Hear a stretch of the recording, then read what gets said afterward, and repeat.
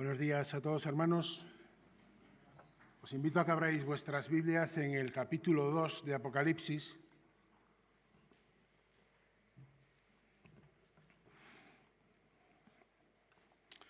Apocalipsis capítulo 2 y versículo 8. Vamos a leer tan solo 4 versículos que son los dedicados a la iglesia en Esmirna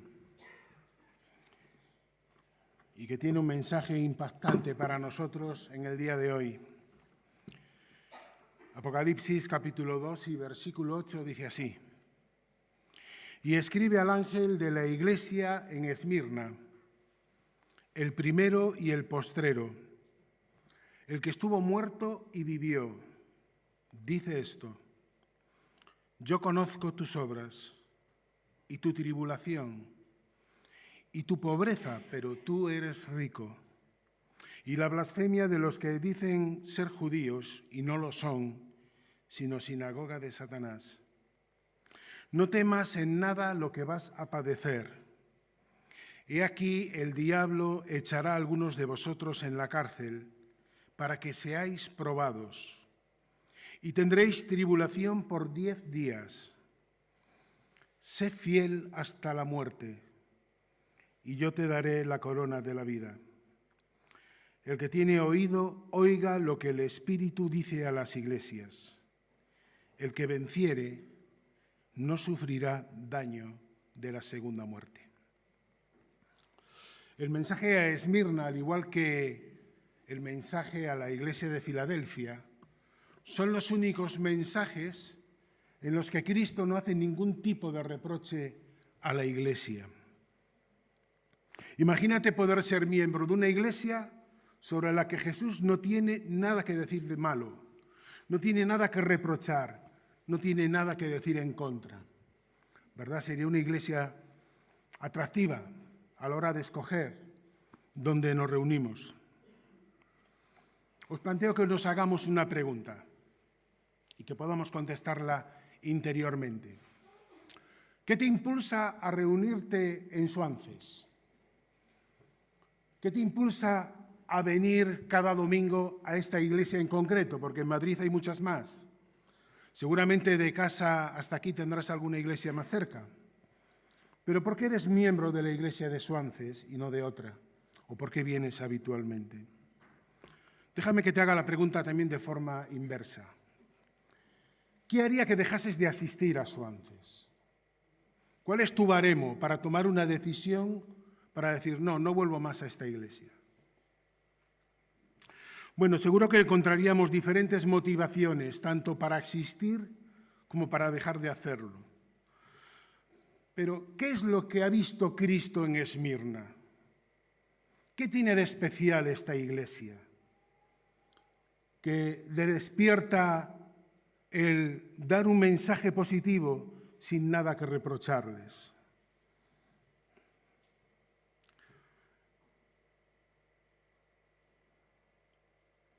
Dice, yo conozco tus obras, tu tribulación y tu pobreza.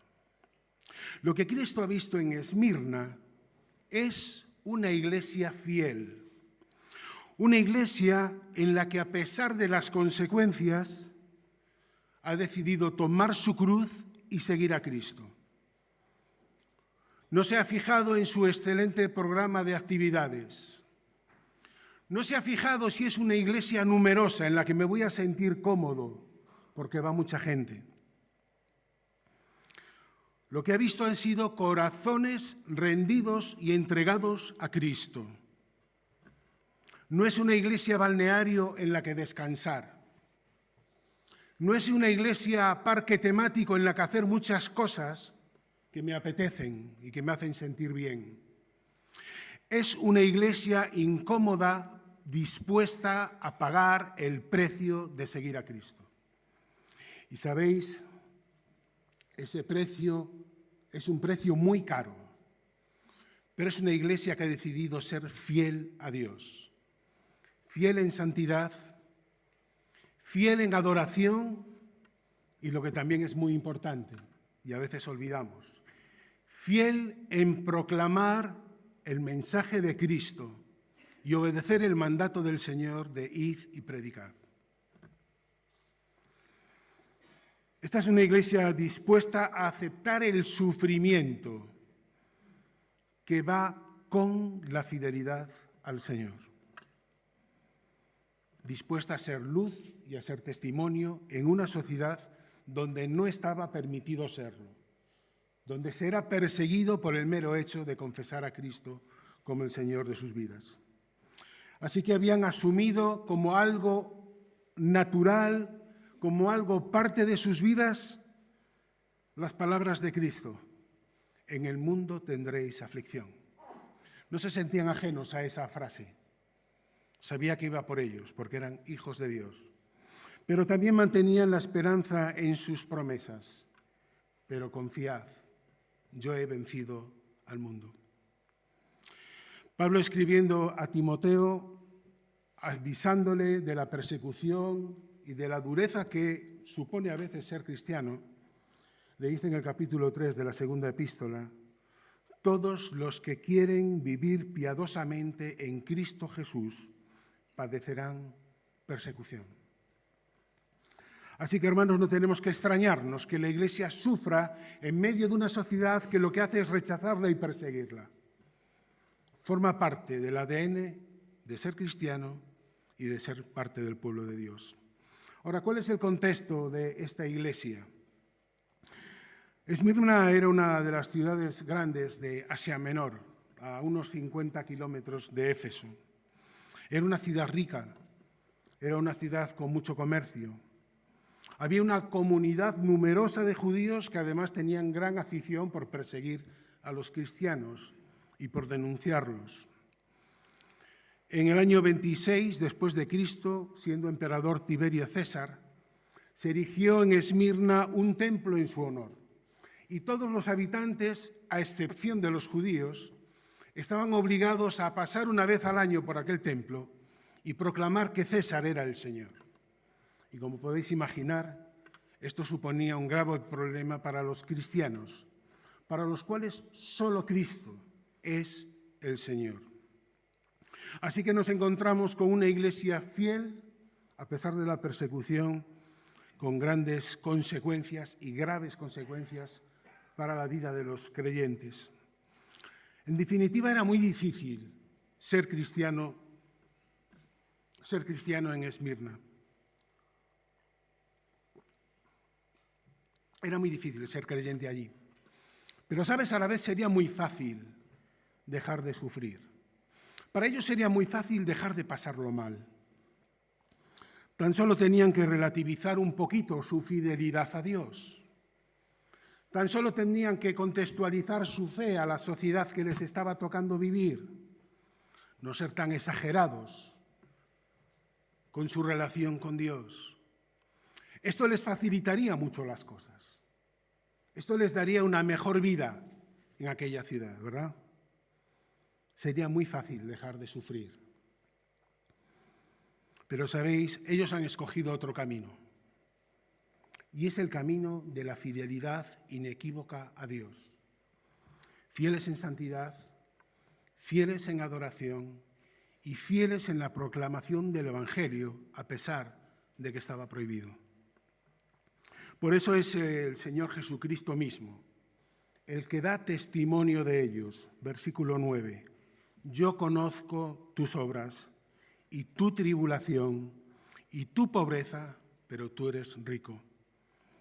La carta a Esmirna tiene un comienzo que nos puede parecer a veces que son como comienzos formales, ¿no? Que es una forma de empezar, que no da más allá de eso.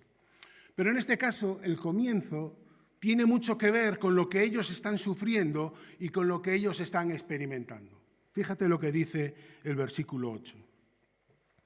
El primero y el postrero, el que estuvo muerto y vivió, dice esto. Los creyentes deben saber que es el Señor, el Dios Todopoderoso, el que cuida de ellos. Como veis, primero Cristo hace referencia a quién es. Y dice el primero y el postrero. porque el que les está hablando y en el que confían es el eterno, es atemporal, no está sujeto a las leyes del tiempo como estamos nosotros. Isaías dice lo siguiente en el capítulo 44, yo soy el primero, yo soy el postrero, y fuera de mí no hay Dios. El que se está dirigiendo a ellos es el único posible a quien pueden adorar y a quien pueden confiar, porque fuera de nuestro Dios, hermanos, no hay nada, no hay otros dioses, ni siquiera en minúscula, porque el único Dios posible es el Dios Todopoderoso que un día envió a su Hijo a morir por nosotros en la cruz del Calvario. En segundo lugar, también hace referencia a su obra, a lo que ha hecho, el que estuvo muerto y vivió. Y sabéis, Cristo les está diciendo esto porque quiere recordarles lo que ha hecho por ellos. Quiere recordarles que su fidelidad personal a Dios, la fidelidad de Cristo, también le llevó a sufrir. Le llevó a sufrir hasta las máximas consecuencias. Le llevó a experimentar el mayor de los dolores, el mayor de las afrentas, el mayor de los sufrimientos. Cristo subió a la cruz. Pero, ¿sabes? Lo más importante, y dirás tú, bueno, ¿qué puede haber más importante que Cristo haya subido a la cruz? Pues mira, lo más importante que Cristo haya subido a la cruz es que permaneció en ella. Cristo no se bajó de la cruz. ¿Cuántas veces estás pasando por un sufrimiento y estás deseando que acabe? Y harás todo lo posible por evitarlo, por interrumpirlo si te es posible. Pues aquel al que los clavos no le podían retener en el madero, ni siquiera el ejército romano hubiera pedido que Jesús abandonara la cruz si esa hubiera sido su decisión. Aquel permaneció en la cruz hasta el final, hasta la muerte, para llevar a cabo el plan de redención que nos permite a ti y a mí y a los hermanos de Esmirna ser salvos, tener una esperanza a través del Salvador que es Cristo Jesús. En él también se cumplieron las palabras que Pablo recuerda del profeta Oseas. ¿Dónde está, oh muerte, tu aguijón? ¿Dónde, oh sepulcro, tu victoria?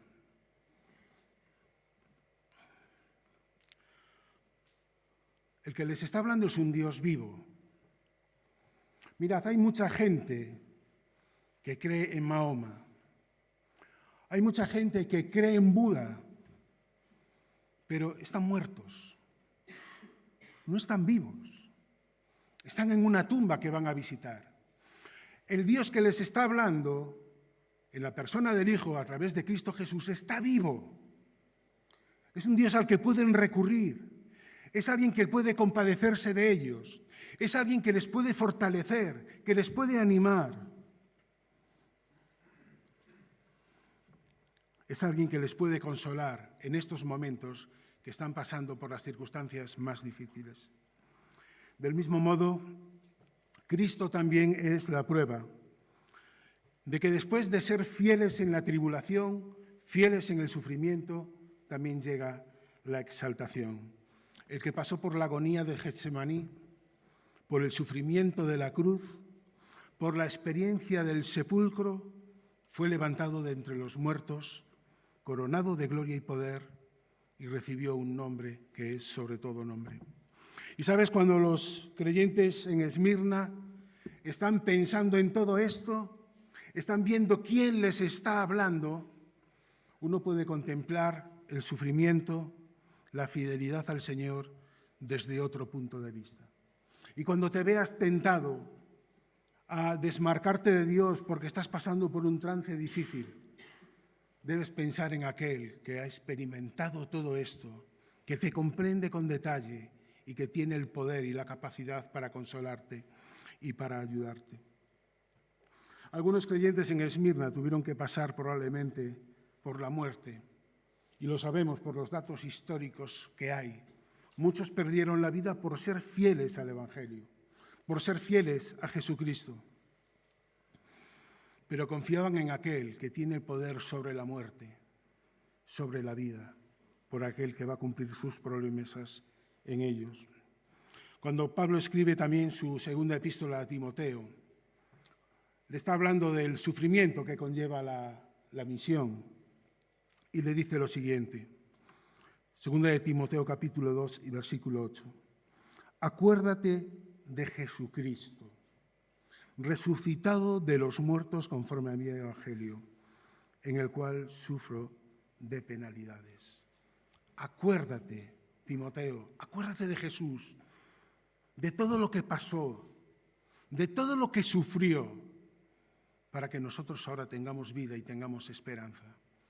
Pues este es el mandamiento, es el consejo que nos da Pablo a cada uno de nosotros.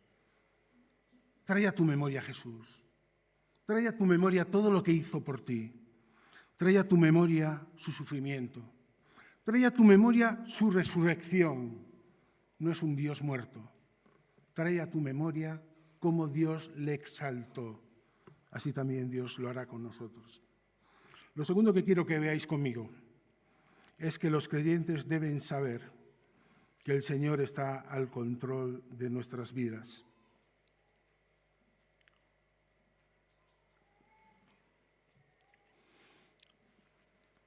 Decía el versículo 9 que ya hemos leído antes, yo conozco tus obras, tu tribulación y tu promesa.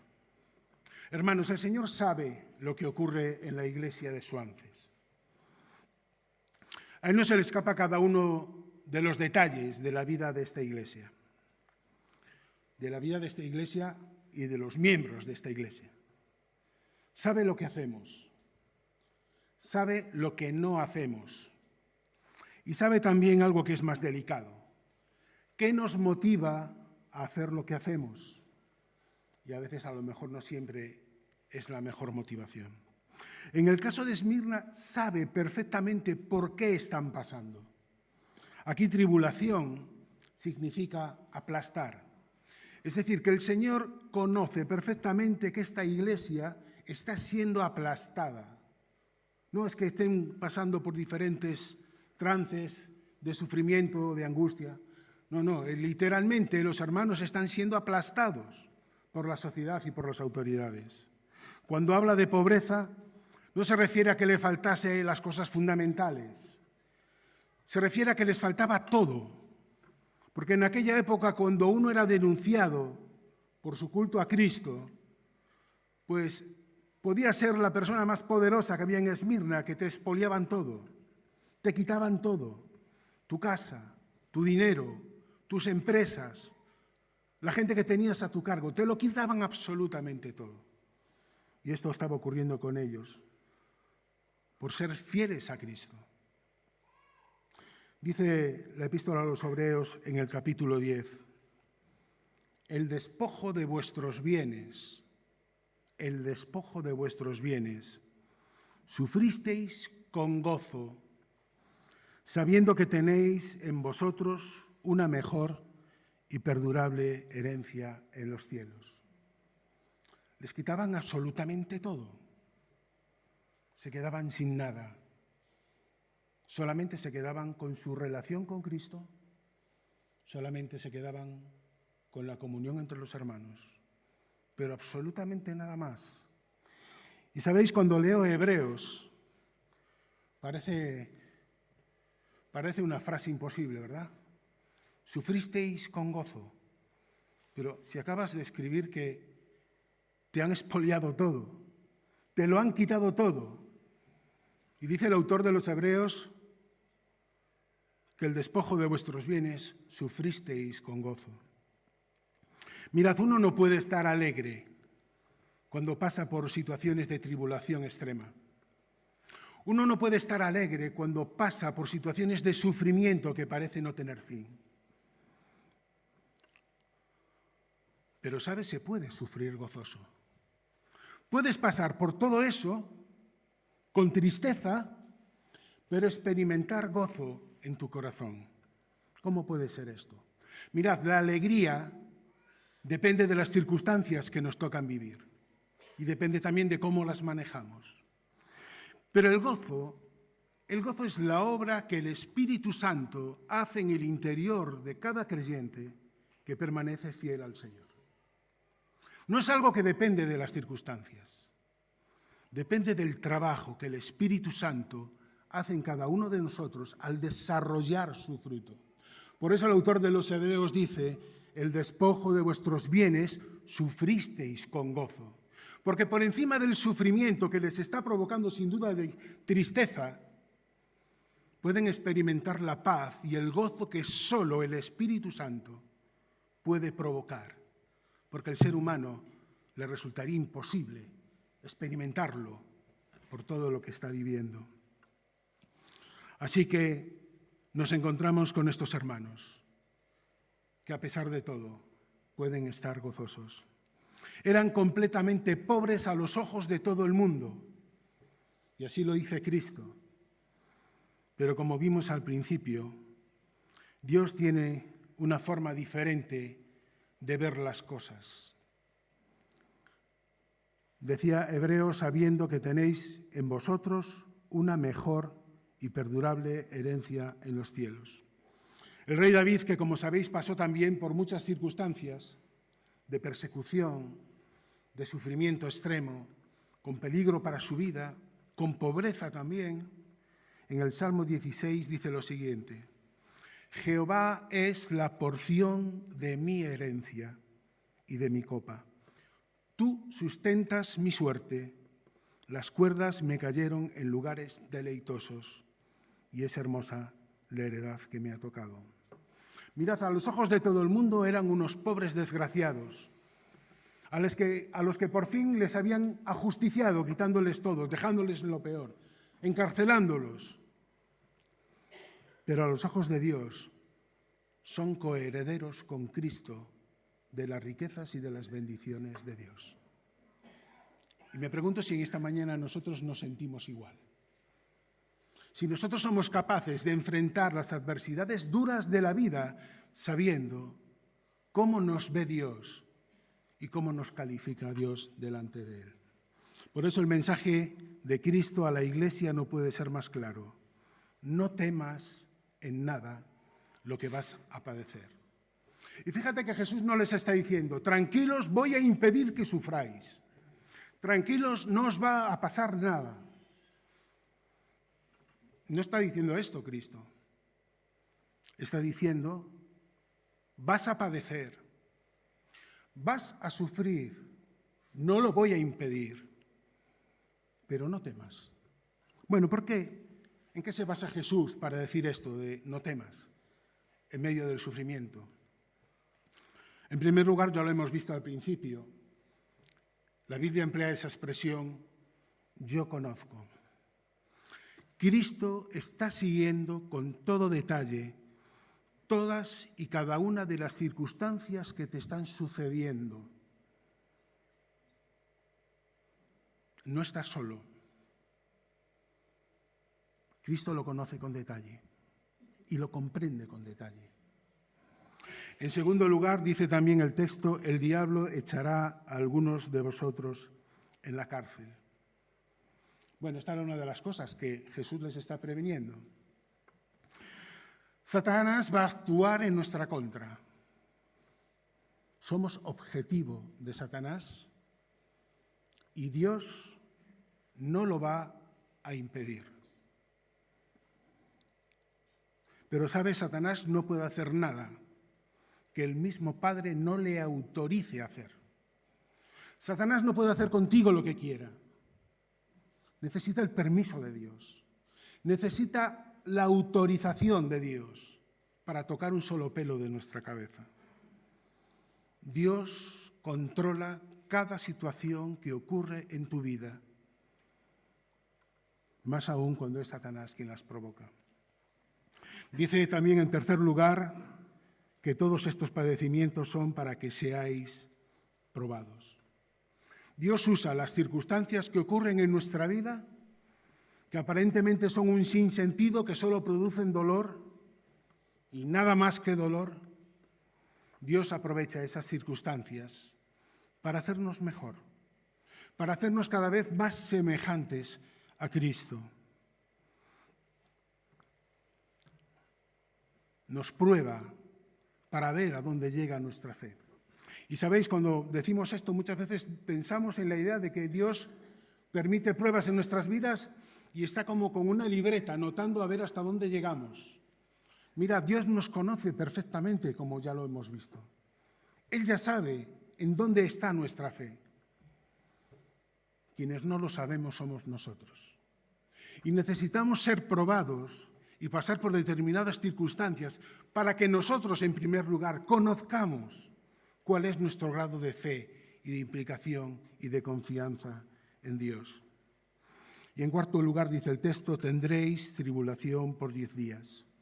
Bueno, si leéis y estudiáis un poco este texto, hay diferentes opiniones. Si se habla de 10 días literales, si son 10 periodos, o a qué se refiere esto. A mí no me interesa especialmente entrar en este detalle, pero lo que sí podemos sacar de aquí es que las circunstancias, las tribulaciones, los periodos de sufrimiento tienen un principio y tienen un final. Dios está al control de cada situación que pasa en nuestra vida. Todo esto es lo que le lleva a Cristo a decir, no temas en nada lo que vas a padecer. En tercer lugar, los creyentes deben saber que el Señor tiene un galardón preparado.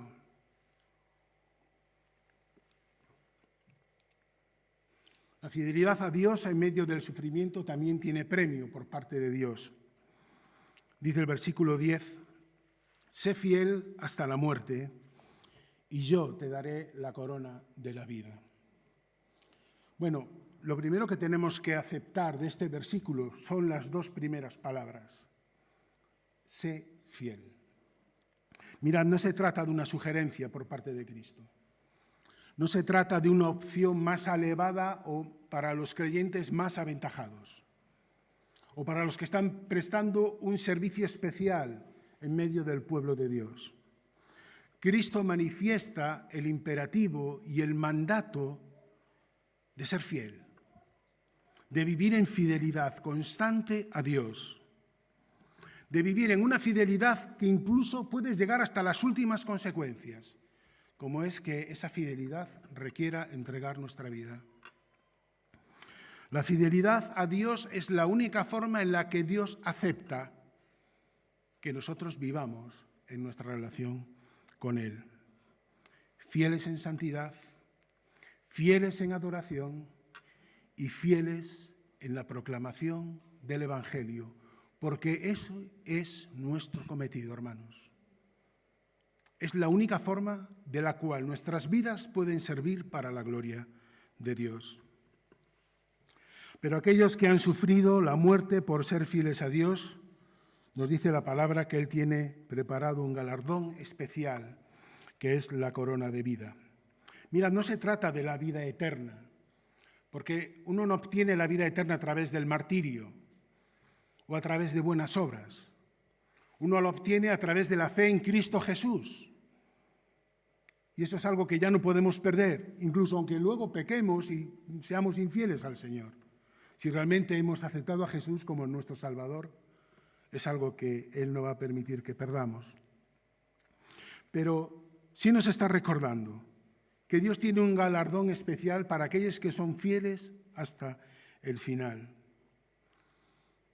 Y esto nos recuerda algo que a veces se nos va de la cabeza, ¿verdad? Hemos creído en Jesús, ya somos salvos, es una salvación que no vamos a perder, incluso a pesar a veces de nuestra torpeza, ya lo tenemos seguro, pero nos olvidamos de una cosa, y es que así como los que no son creyentes van a tener que pasar por el tribunal del gran trono blanco y dar cuentas de sus vidas y de si han creído en Cristo Jesús o no, a veces se nos pierde de la vista que los creyentes tenemos que comparecer ante otro tribunal. La Biblia le llama el tribunal de Cristo. Es decir, que todos y cada uno de nosotros tendremos que pasar por un tribunal para rendir cuentas y para hablar con detalle y escuchar con detalle sobre nuestra fidelidad, sobre nuestro compromiso con la obra de Dios, sobre el manejo de los dones que Dios nos ha dado. Es algo de lo que vamos a tener que dar cuentas. Por eso cada creyente, da igual los años que lleves en el Evangelio o si acabas de llegar, debes de ser consciente de esta realidad, que Dios un día te va a pedir cuentas a ti también. Afortunadamente, de ahí no depende tu salvación, que esa está ganada por Cristo en la cruz. Pero sí dependen muchos de los galardones que Dios tiene preparados para sus hijos. Y si queremos ser responsables, si queremos ser una iglesia fiel, con creyentes y con miembros fieles a Dios, tenemos que vivir nuestras vidas pensando en que un día, no la iglesia de Suances, sino Benjamín, Jorge, van a tener que un día sentarse delante de Dios y rendir cuentas de lo que hemos hecho con nuestra vida. Dice 2 Corintios 5, porque es necesario que todos nosotros comparezcamos ante el tribunal de Cristo para que cada uno reciba según lo que haya hecho mientras estaba en el cuerpo, sea bueno o sea malo. Así que, hermanos, la Biblia nos invita a no ver el caso de los creyentes en Esmirna como algo admirable que vemos en la lejanía, sino como un llamado a vivir nuestro cristianismo en fidelidad a Dios hasta las últimas consecuencias. Fieles en santidad, en adoración y en la proclamación a otros del Evangelio de Jesucristo. En último lugar, los creyentes deben saber que el Señor espera una respuesta individual. El que tiene oído, oiga lo que el Espíritu dice a las iglesias. El que venciere no sufrirá daño en la segunda muerte. Sí, el mensaje se dirige a las iglesias, pero debe ser escuchado por cada oído. Debe ser puesto en práctica por cada creyente, porque Él es el único responsable al final de ponerlo en práctica. El que venciere no sufrirá daño de la segunda muerte. La Biblia vemos que nos habla de la muerte como una situación que no es una situación final, sino es un estado de separación. Por ejemplo, cuando nos morimos, cuando nos llega el momento de nuestra muerte, llega un momento de separación. Nuestra parte espiritual se separa de este cuerpo que se sigue degradando y se sigue corrompiendo. Pero la Biblia también nos habla de la muerte espiritual, que es el estado de separación que hay entre el hombre y Dios a causa del pecado.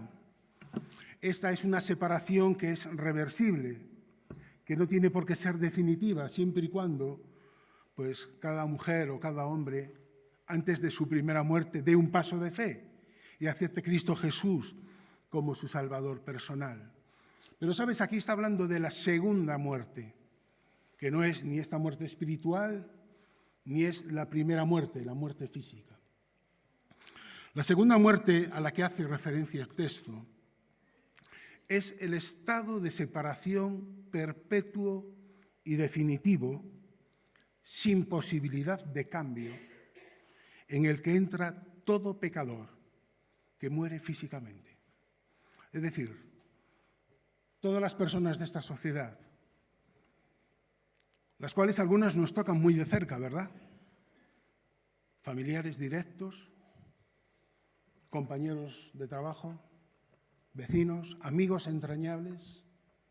La Biblia nos está diciendo que todas estas personas que se mueren, si no han dado un paso de fe, si no han aceptado a Cristo Jesús como su Salvador personal, entran en esta muerte segunda, que es una muerte para siempre. Es una separación con Dios definitiva, sin posibilidad de vuelta atrás. Y, ¿sabes?